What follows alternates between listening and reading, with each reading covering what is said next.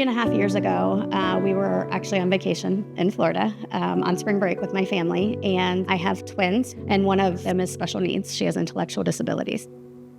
We were just having one of those evenings where she was doing her thing, very focused. You can't distract her, which is just a lot. And my dad actually said, how do you handle this? Because it's just always something. I had to take her out of the restaurant because it was too noisy.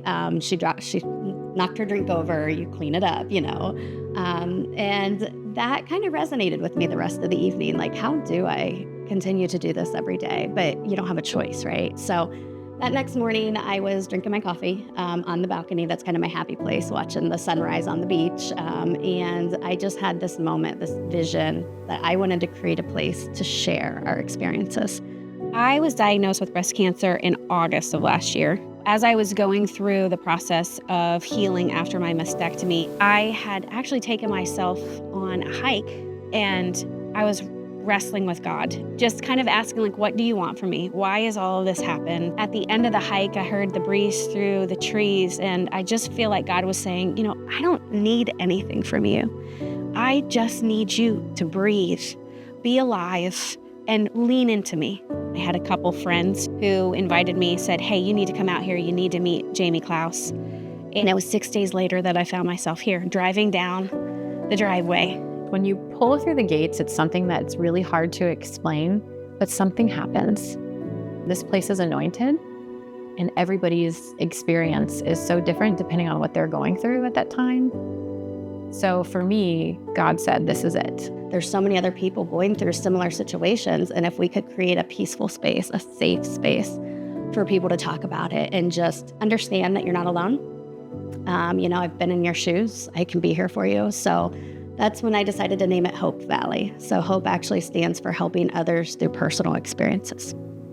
We're inspiring hope in the community. And it's not this big moment.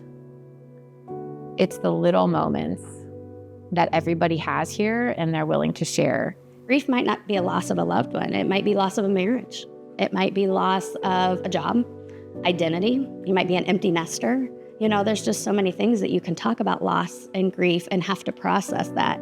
And who wants to do that out in public? Because you're always holding it in, afraid that, you're going to break down. So when you're out here, it's safe to scream, cry, laugh, do whatever you need to do, but work through what you're going through. I think for a lot of people on a journey, whether it's a healing journey, a spiritual journey, mental, physical, whatever that journey might be for them, a lot of times people want something that's tangible to take away from that. And I think Hope Valley is that tangible piece. I was drawn to the space to host men's groups by and large because of the setting, the environment here, being in nature. I think that it's not always an easy thing or a natural thing for men to just talk about their feelings. We need some other stimuli around us, gathering around a fire, going on a hike. That bilateral stimulation in the brain really kind of helps us subconsciously get a little deeper into ourselves. We are so blessed to be in Licking County, where you're surrounded by these rolling hills, kind of the foothills of the Appalachians. And so when you come in through here, you're surrounded by trees. And as soon as the trees open, they reflect off of the pond right outside of our lodge. You wind around that, and on the left-hand side, you have the barn with all of our farm animals. So we've got goats, we've got a pig named Winston and his best buddy Duke, who is a miniature cow. And then you'll wind around and come into the lodge. You walk in, it's very warm, it's inviting. We have a nice fireplace, a really unique space where we have our big kitchen, and then a really nice dining room table that's surrounded by glass overlooking that pond. Again, you're getting that reflection. So you've got nature right here along with your nurture. We also have a 12-person movie theater, and then a really nice 3-story deck on the back that allows you to enjoy the outdoors. From there, we have obviously the guest house, and so the guest house then has 6 bedrooms in it. Those bedrooms will transition from bedrooms to also spa. So if we have a spa retreat out here and you'd like to have a massage or a facial or a body wrap, all those things can be done in that space. The last place that I was really special to me is if you decide to get on one of the trails, we've got many of those to hike around, it'll take you up to the glass house. It is now a space for us that can be used in multiple ways, but I love it for things like yoga and sound baths and just kind of decompressing. I just think it is the icing on the cake. The joy I have, and I think, especially with the kids groups, and as a coach, I've always coached for that aha moment.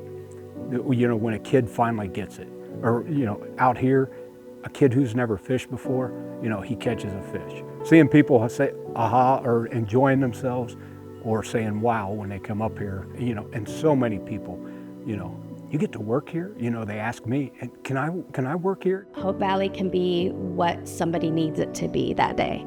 It can be one-on-one. We can be mentoring. It could be an on-site therapy session. This week, we've already had a corporate group here for their retreat, team building. So day by day, it's all completely different. There is a purpose for this place, and it's not just for me, it's not just for my journey.